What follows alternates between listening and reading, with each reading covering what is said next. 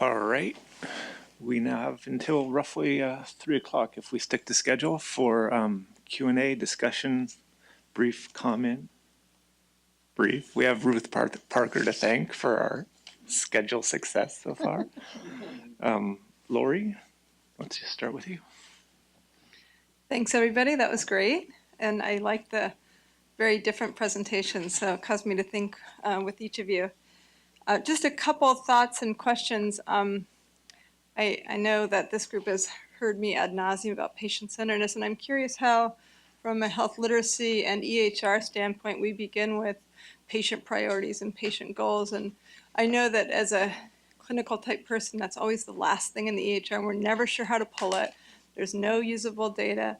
And just thinking how we appreciate the terminology around partnering with patient and collaboration and negotiated conversations. And I don't know how we embed that fully in our health literacy world right here. So just kind of asking everybody about that.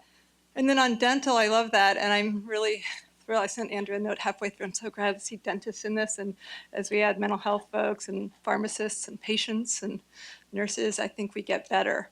And so from a federally qualified health center standpoint, I know that when we co-locate oral health with body health, we do better on both sides. And so I appreciate that thinking.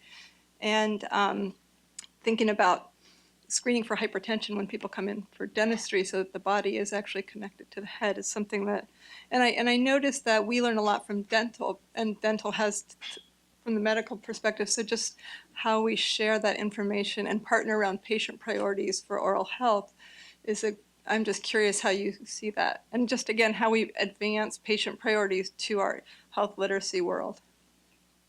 Kind of open for everybody.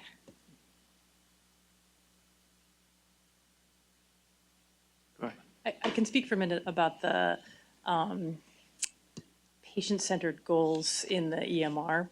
So one of the luxuries of being at Central City Concern is that we're very close partners. I mean, we're sitting on top of the folks in our specialty mental health clinic, which runs the gamut from very assertive 24/7 case management for people with very high risk, severe mental illness, to sort of more traditional outpatient psychiatric practice. And I have to say, as a primary care physician, behavioral health is several decades ahead of us in terms of understanding patient-centered goals. I mean, that's how I don't know if there are any behavioral health providers in the room, but that's how they get paid. So that's how they do their work. They have to have an assessment which includes what the patient's own goals are. So when we were designing our behavioral health EMR, which we use Centricity and it didn't exist off the shelf, so we customized it. We looked at 7 domains of an individual's life that lead to self-sufficiency. It's actually utilizing a tool that we've developed called that we've adapted called the self-sufficiency matrix. And so within those 7 domains are physical health, substance use, mental health, housing, legal involvement, employment or income, and worldview, which is sort of a way of getting at that hope question. And so those are the domains into which a whole behavioral health assessment is organized. And then we set up the goals within those different domains. And if one isn't important to somebody, if all they're really interested in is housing, then you can leave the other ones aside.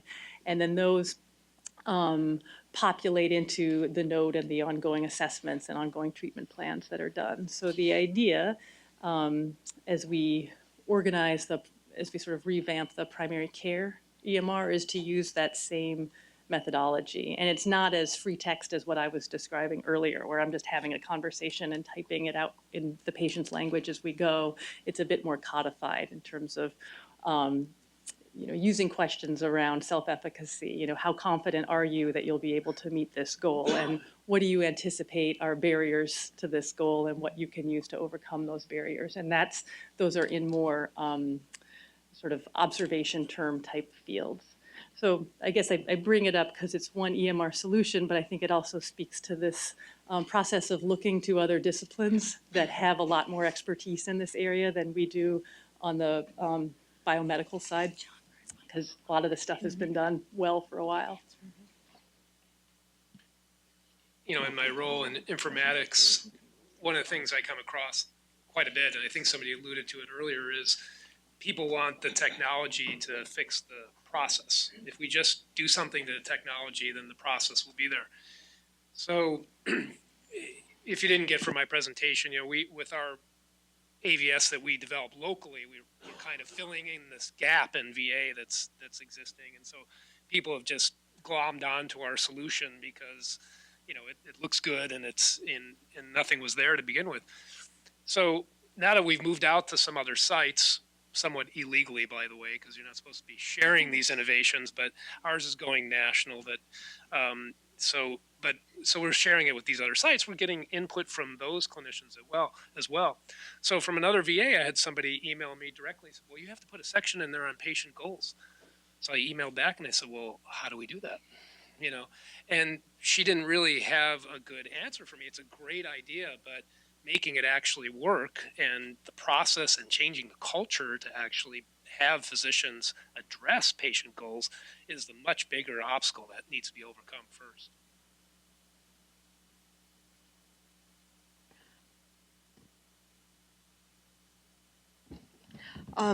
I think one way that at least could be very helpful in dentistry is that rather than just focusing on dental, trying to combine it with another health area. For example, sucrose is the arch criminal of both obesity as well as dental caries.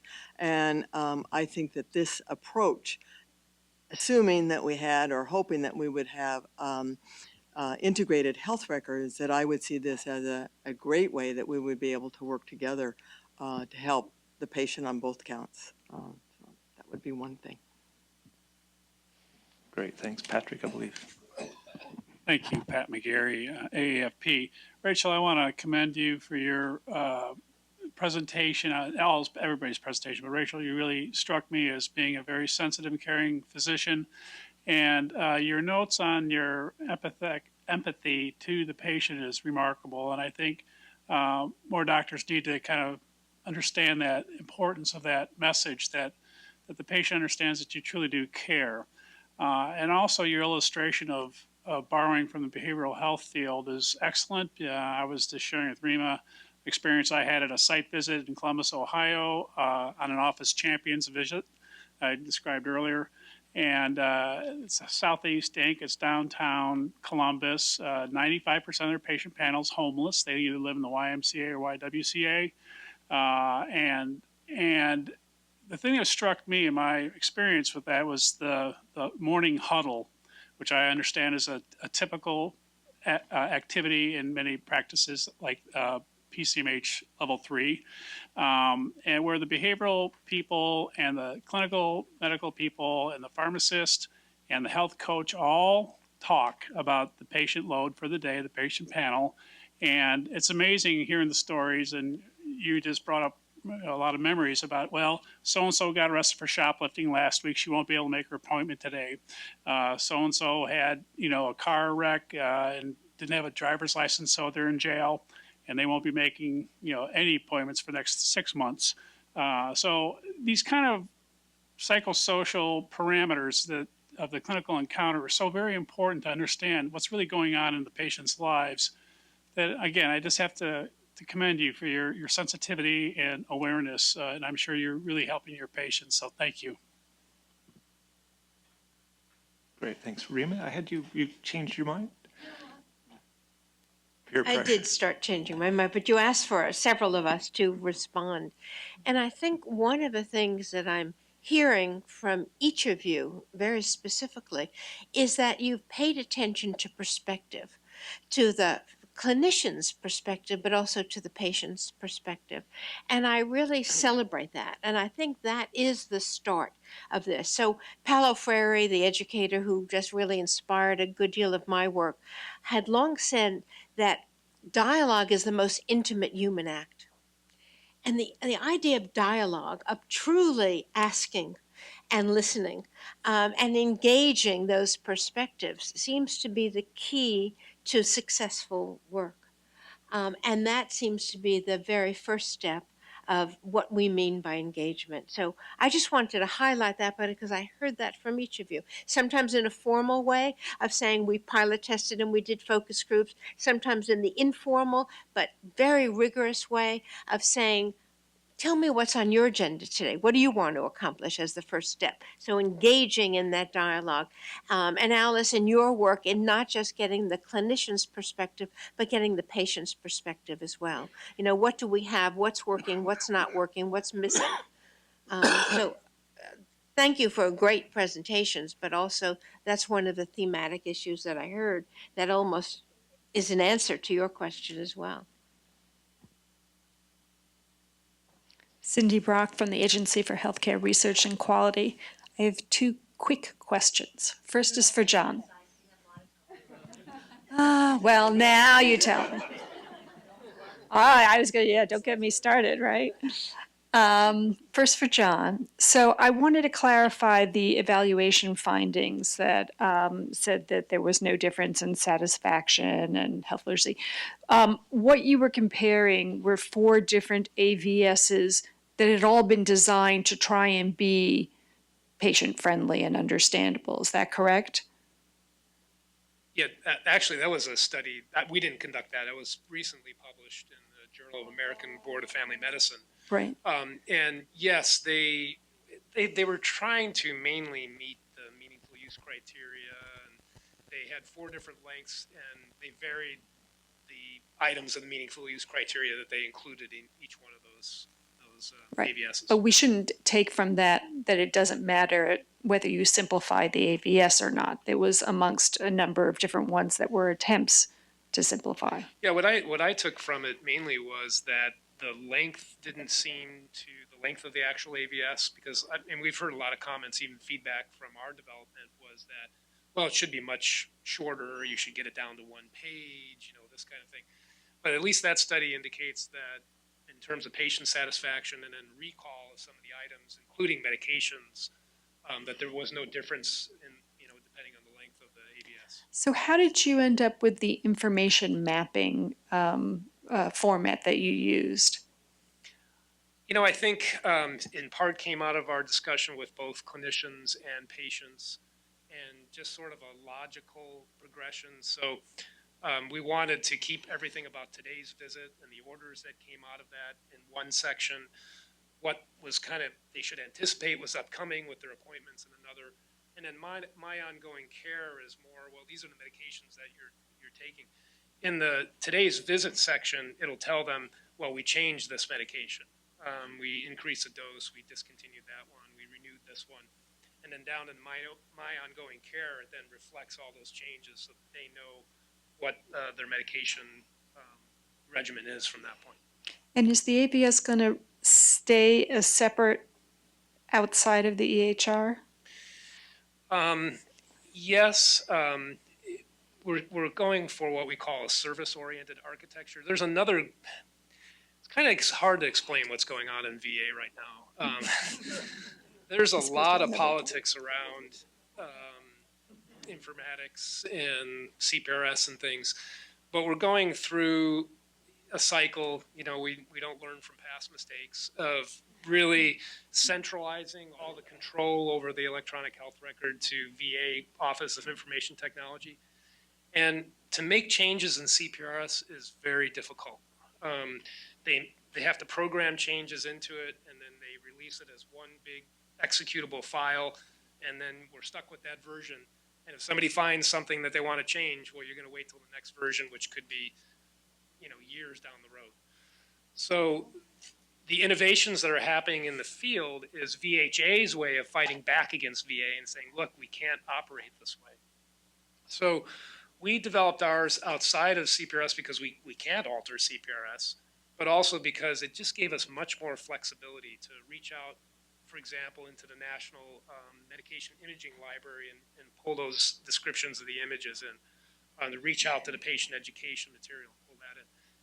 And so this architecture actually has been supported and is going to go forward because we were approved for national deployment. It took some convincing on our parts to the powers that be at the VA to say that we really needed to do something like this so that we had more flexibility in the information technology. Does that make sense? Yeah. Thanks. I could go on with another question, but Okay. You have another one? Fire away. you want to go first? Rachel, I was wondering, earlier on in the day, there was some talk about what drives change in the AVS, and people talked about regulation, about payment. How do those kinds of levers affect people who work in your kind of environment?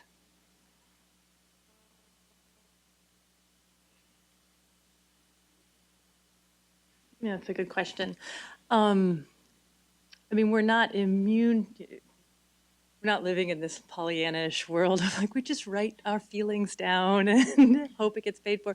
I mean, we participate in meaningful use. We participated in CQA Tier 3. So we have, so around some of the work with meaningful use, for instance, we've, I guess, have tried to just make everything count twice, and that you're never doing something just so you can check a box and say we're doing this for the purposes of meaningful use, but you try to scale it to a way where it's like, okay, well, how is this meeting those criteria, but also adhering to what some of our principles are around engendering hope, engendering safety, in the hope of changing somebody's behavior. So to that end, it's pretty, I think it's helpful in that there are things that we would probably not do otherwise, because you have very powerful, you have very powerful incentives to work on other things. If a lot of your patients are overdosing, you're going to spend a lot more time thinking about a naltrexone program and your opiate prescribing policies than you are about ensuring that their upcoming appointments or their diagnoses are listed on the AVS. But I think if you're always driven by that tyranny of the urgent, as important as it may be, you then you neglect some of those really important structural things. And I think that those external drivers have given us a kind of infrastructure on which to maintain core competencies in primary care while you're attending to these more dramatic issues that are at sort of the end of the bell curve where we are. I do wish it were a both and. I mean, I think the stuff that Dr. Byrne has done it's fantastic, that reconciling of medications. Here's what you're getting elsewhere. Here's what you're getting here. That list of these are your upcoming appointments. We don't do that, you know. They get their AVS and then they get 3 little appointment cards that they stuff somewhere. It's clunky. So I guess in answer to your question, one is I think it's critical because it makes us attend to those core competencies. And 2, I do wish we could marry. I mean, Dr. Dreyer's those videos with those handouts, and it's astonishing. I'd love to be able to do that. So I do wish it could be a both and. We're not at a place where we have the capacity to do that. Maybe just comment from the other side, sort of in between. So, you know, the VA doesn't have the financial incentives for developing the AVS, but they're under pressure to meet the meaningful use, you know, criteria. So this is being recorded, right?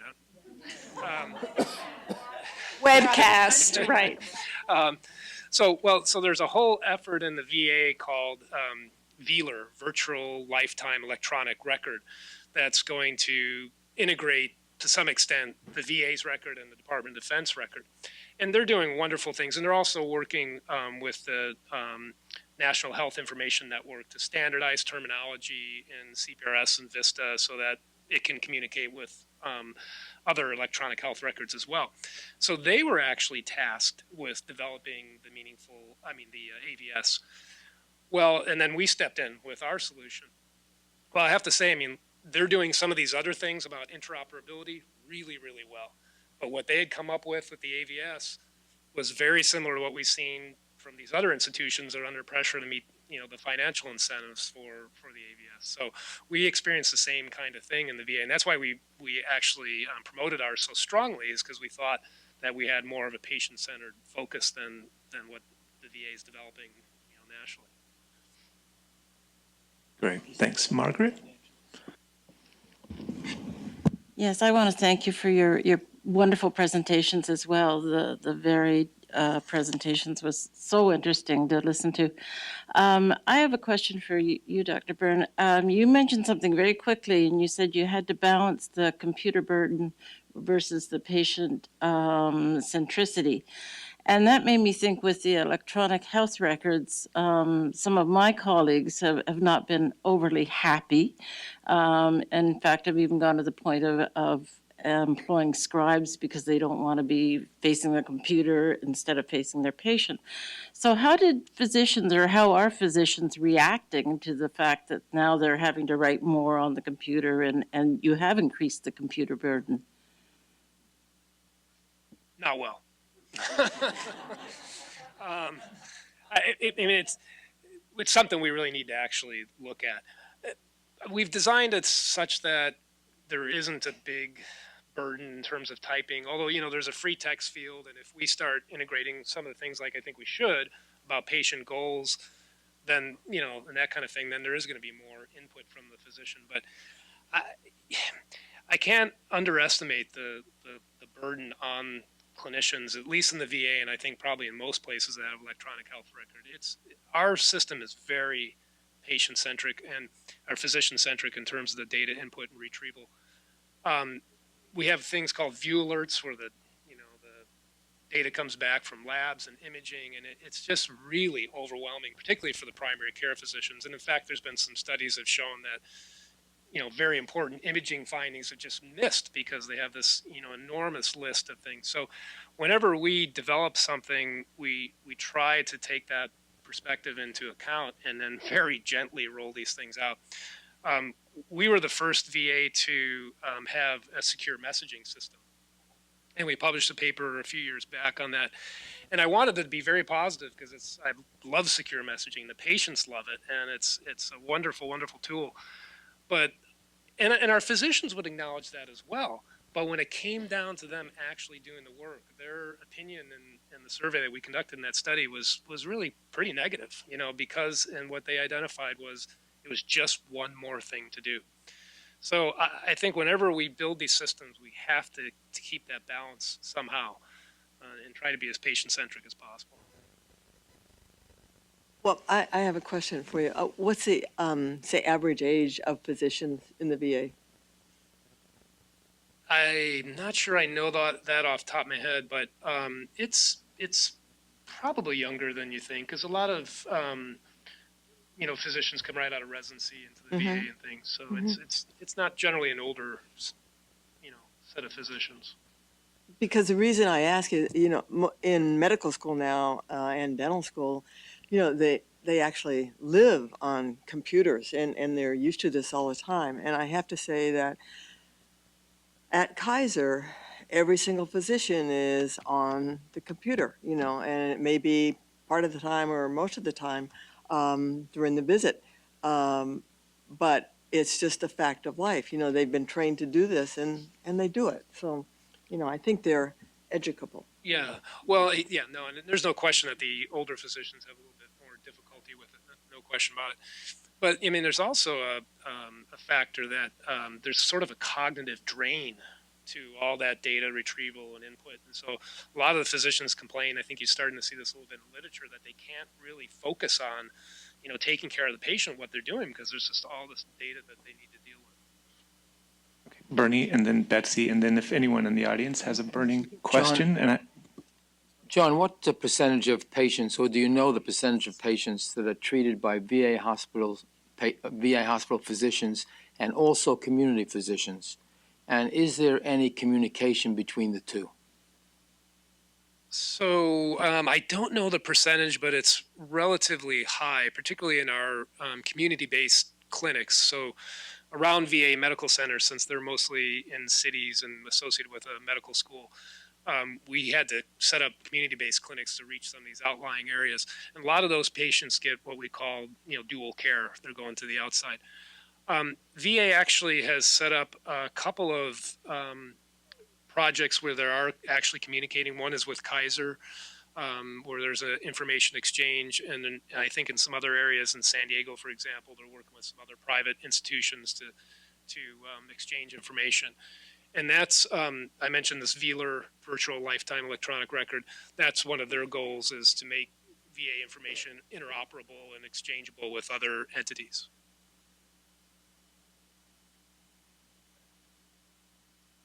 I thought a little bit about saying this, but I guess I will. This is such a complex and difficult and interesting topic, and I enjoyed all these presentations and those this morning as well. And I just have to say that on top of this, I have recently been involved with some people looking at the whole issue of research and implementation related to intimate partner violence, screening, prevention, and intervention. And I think this kind of relates to what Rachel was saying. There's another aspect of this. The summary of this is where are these people going? And what put them in the hospital to begin with, or what symptoms and things do they have, or what signs do they have, and did we pick up on them? And is the biggest problem is that they're going right back. It's not a question of a bird or a stone. It's a question somebody else has got the stone and they're throwing it at the bird. You know, I don't mean to be funny about this. It just seemed, in thinking about this, as I have been thinking about it, that other thing in terms of another symposium I was engaged in, and what are systemic approaches to trying to always screen and detect and try to figure out what to refer. And it seems it's always so hard already. And then if you would overlay on this, are we actually talking about a discharge summary for somebody who is really going out to a very dangerous situation? And there are many dangerous situations, but that is one in particular. Yeah. Rachel, you want to respond? Nice, Ron.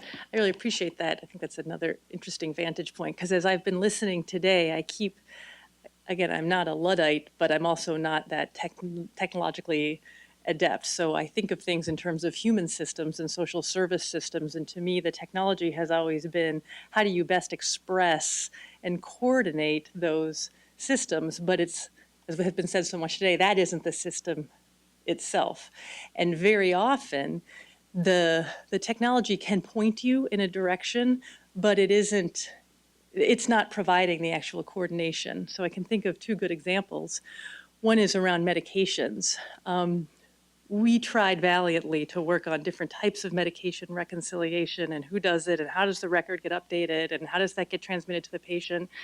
And in the end, we built our own internal pharmacy with a very patient-centered pharmacist, who people sometimes refer to as their psychiatrist, who deeply understands.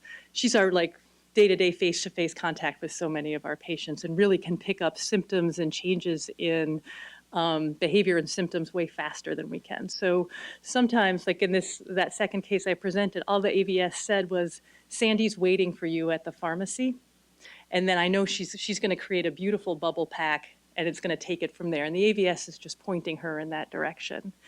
Around hospital discharge, one thing, I'm on the faculty at OHSU and the Oregon Health and Science University, and we have been working a lot on transitions of care for people with addiction, because the primary question that's asked around addicts admitted to the hospital is it safe to send them out with a PICC line? It's not, what stage of change are you? What's your drug of choice? What are the other things that are driving your use? And so as we've thought about that transition, we could say, write an elaborate discharge summary that says, show up at this detox center in 2 days, or you have an intake appointment at this outpatient center in 2 weeks. But what we're finding makes the biggest difference is to have a peer mentor meet them at the door when they're being discharged that day, if they're motivated in this, active stage of change, and take them to that first meeting, or to take them to the front door of an outpatient alcohol and drug treatment center. So again, I think that it's the paper and the system point you to where the resource is, but the resource is in the people who are doing that work and who are best situated to do that work. The resource isn't what you've typed out for them, for the rules for them to follow. Thank you for that. I have a question from Dr. DeWalt here that I'll read via email. And while I'm doing this, if any of the audience members have a question, make your way over to those microphones. You don't have to. I'm just saying, if you want to, they're over there.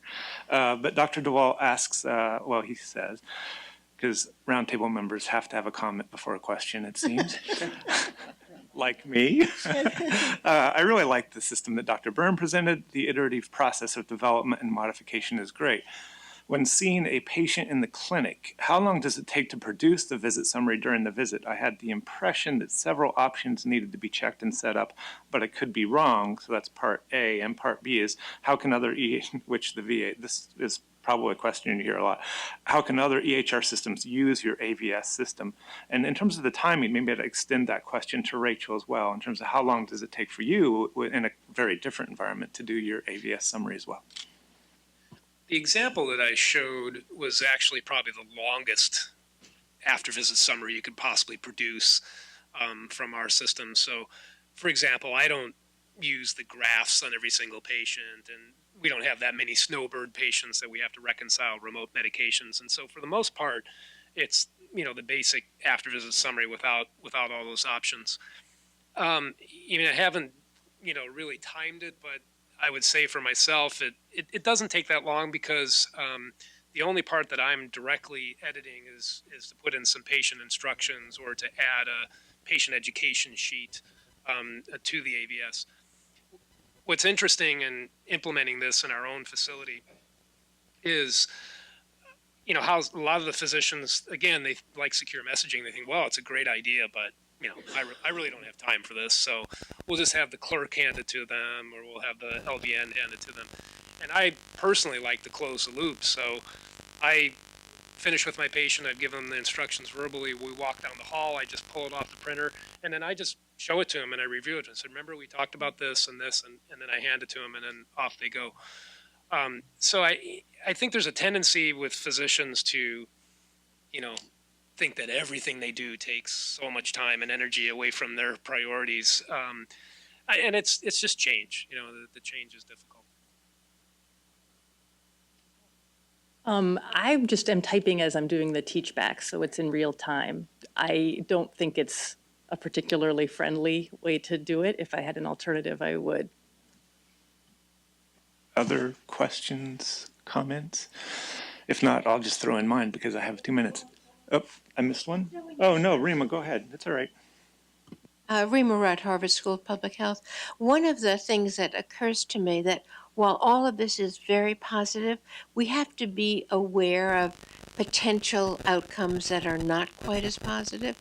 When Alice was recalling her visits with a variety of people and what's happening in the new medicine or new dentistry, I recall having a clinician who was just wonderful, very, very focused on interpersonal communication, look you in the eye, great conversation, and then the computer entered the room, and he couldn't look at me anymore because he had to focus on the screen to enter or retrieve, and it changed the nature of our communication. It didn't change the nature of the human being. He's a wonderful person, but some of these changes will bring about effects that we just have to be very cautious about. And so perhaps at the same time, you know, rather than seeing the clinician as the typist and secretary and all of those things at once, we also have to open up that visit to think about other mechanisms for doing this, and not just stick with that one focal point. That was all. I don't know if you wanted to comment on that, or No. I'll turn it to him. All right. Well, actually, I'm going to build on that, not surprisingly enough, because integration seems to be one of the main challenges here. And I suppose in the mode that you work in, Rachel, it might not be surprising that medicine was one of the last entries into the services that you offer because you did come from a more integrative health perspective, whereas in in essence, Dr. Byrne, yours is the exact opposite. So my favorite question is, if you had a magic wand, how would you actually work to, you have to say that first or people won't go, right? You have to say magic wand. You have a magic wand. What would actually help you integrate across all of the domains, mind, body, spirit, or dental, behavioral medicine, in both your daily practice and how its output is in these AVS forms?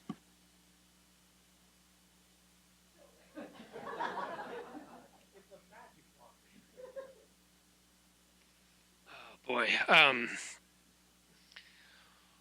Well, I mentioned that we have, a patient-aligned care team, which is similar to the patient-centered medical home. So, my team, for example, consists of an LVN, a case manager who's an RN, a pharmacist, social worker, loosely affiliated psychologists.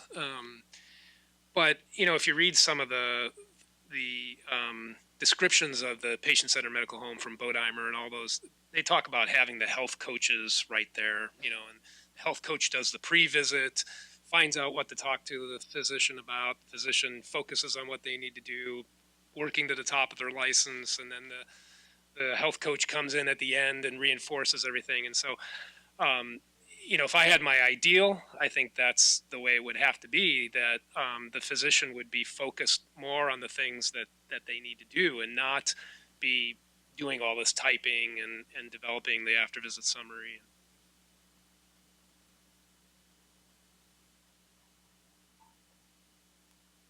I agree. Oh, I'm sorry. Oh, I agree with that 100%. And I think, really magic wand, like people can teleport, is that the right people are in the room at the right time.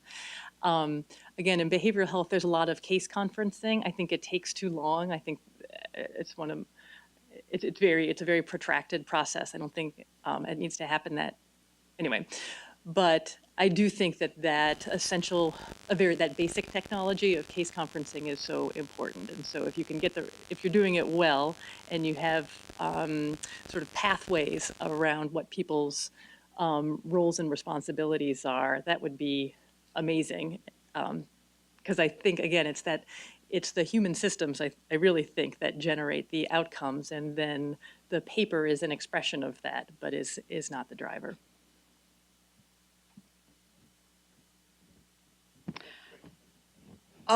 Well, and I agree what both of them has said. I guess I would also add that number one, what else am I going to say? But I want to see dental and medical records integrated.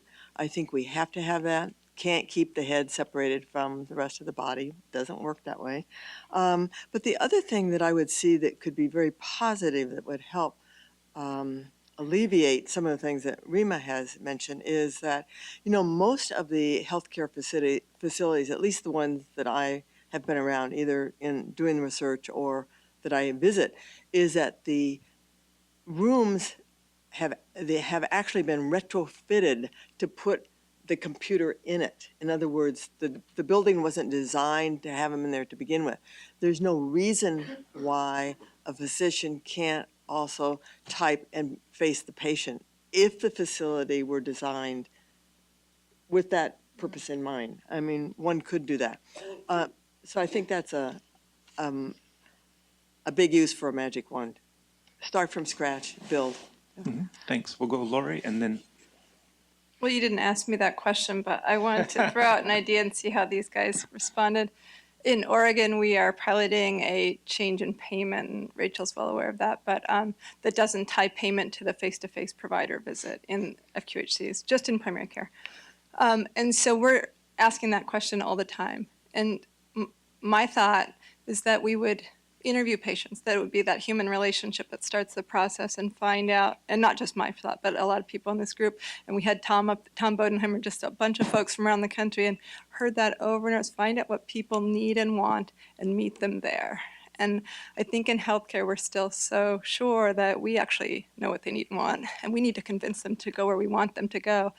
And I'm just curious how you guys, if that's fits with your magic wand, and then what we heard from Tom and sort of the whole country. Rachel was on that panel as well.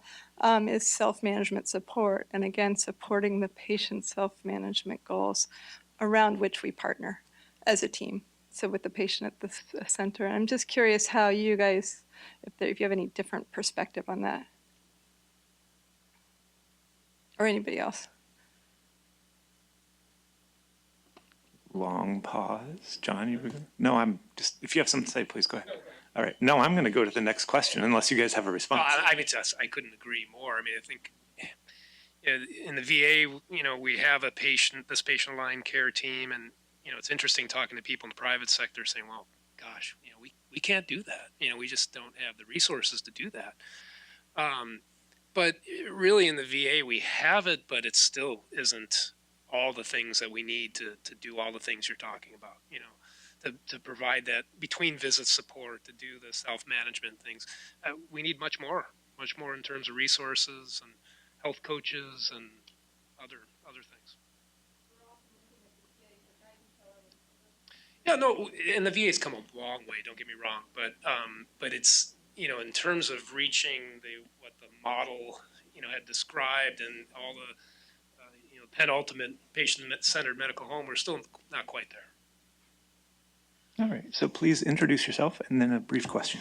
Hi, Shauna Koss with Connected Health Resources, and recently did some research with Heartland, Missouri, and a doctor who's been doing patient engagement before there were EHRs. And he talked about, and I wondered if any of you had done much training in your use of the EHR and to what extent you contemplated a little bit, building on Alice's point about having a screen that doesn't sit between the patient and the doctor.